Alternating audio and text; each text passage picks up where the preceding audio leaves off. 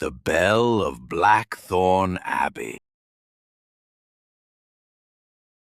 The villagers of Coldmere never dared speak of Blackthorn Abbey after nightfall. It was a place draped in perpetual fog where time felt mislaid, and the air was heavy with forgotten prayers.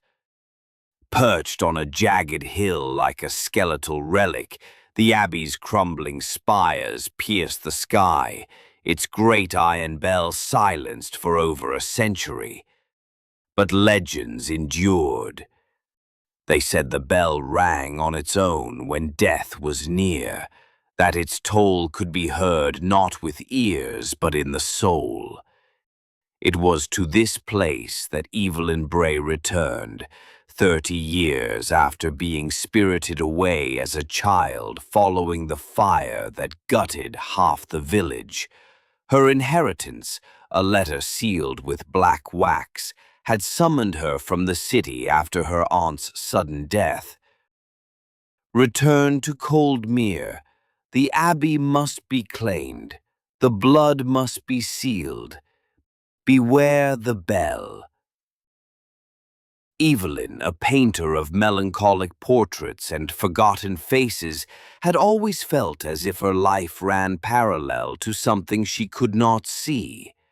The letter had stirred something deep within her, a memory laced with shadow, a faceless woman whispering her name beneath the toll of a bell that should have been silent. The path to the Abbey was overgrown, the gate twisted and rusted. Her footsteps echoed on the ancient stones as she crossed into the cloister. Ivy strangled the columns. The air smelled of damp stone and distant incense. She found the key beneath the altar just as the letter described, and she found the door, hidden beneath a slab of worn marble etched with Latin. It opened with a sigh, revealing a spiral staircase carved into black stone, descending into the earth. Torchlight flickered as Evelyn stepped into the crypt. It was cold, unnaturally so. The passage led to a narrow chamber lined with tombs. At the center stood a great stone bell, split down one side. It was not suspended, but lay upon a dais, its surface covered in arcane script. And there, beside it, stood a man. He was tall, draped in robes that looked like they belonged to another century. His eyes were too pale, like candlelight flickering behind a veil. "You've come," he said, as if they had spoken a moment before. "I received the letter." "It was not from your aunt." Evelyn's breath caught. "Then who?" "The Abbey remembers. Blood calls to blood. The bell must ring once more." She backed away. "I don't understand. What is this place?" He stepped closer. His feet made no sound.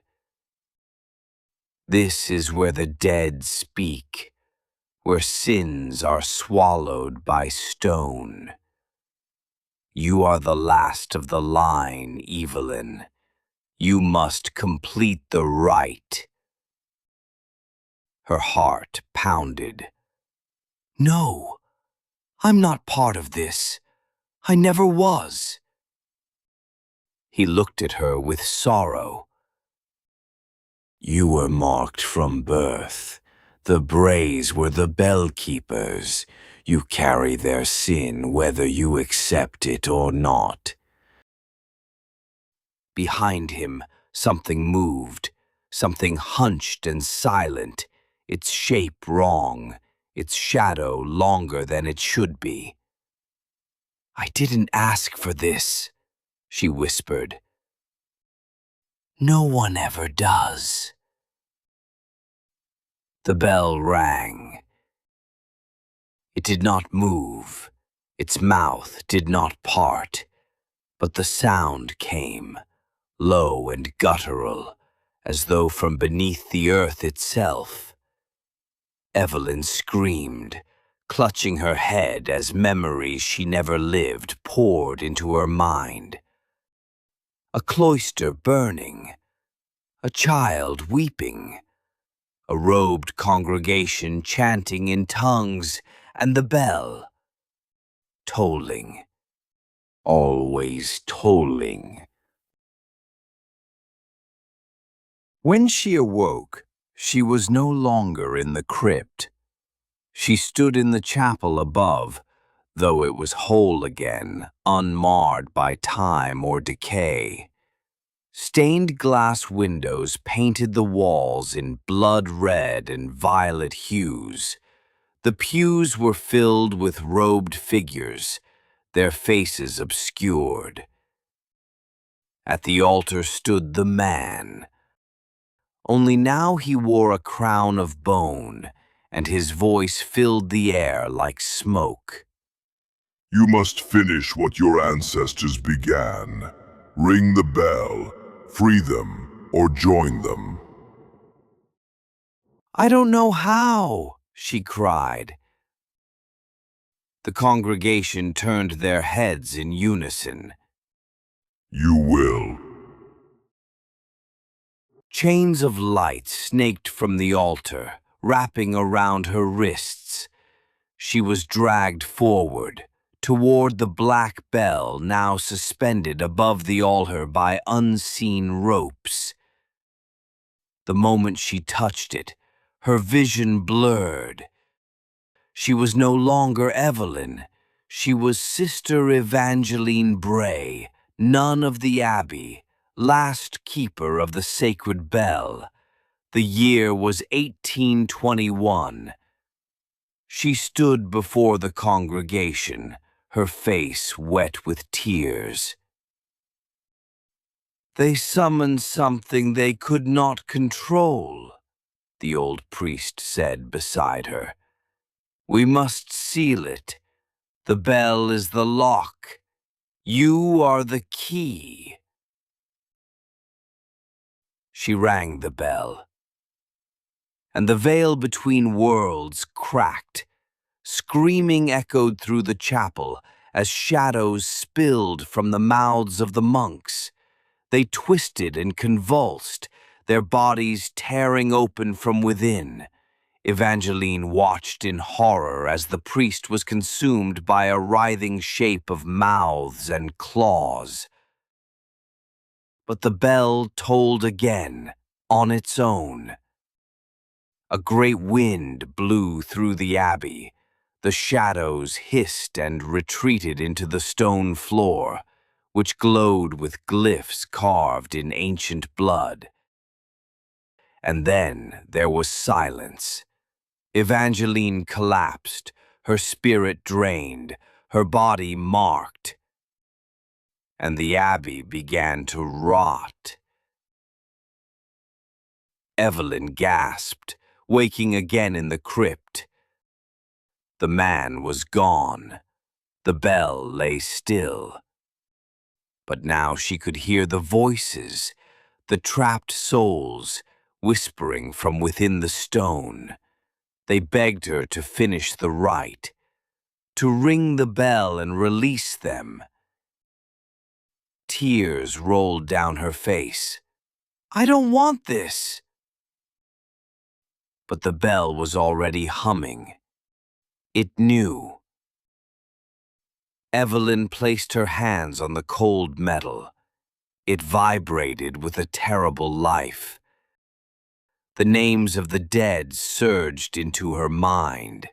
Dozens, hundreds, all those who had been swallowed by the curse. The Abbey had fed on them for generations, growing stronger with each soul bound by blood and silence. There was no undoing it, but there was still a choice. She could let it continue, or she could end it. Evelyn stepped back. I ring this bell not to summon, but to shatter.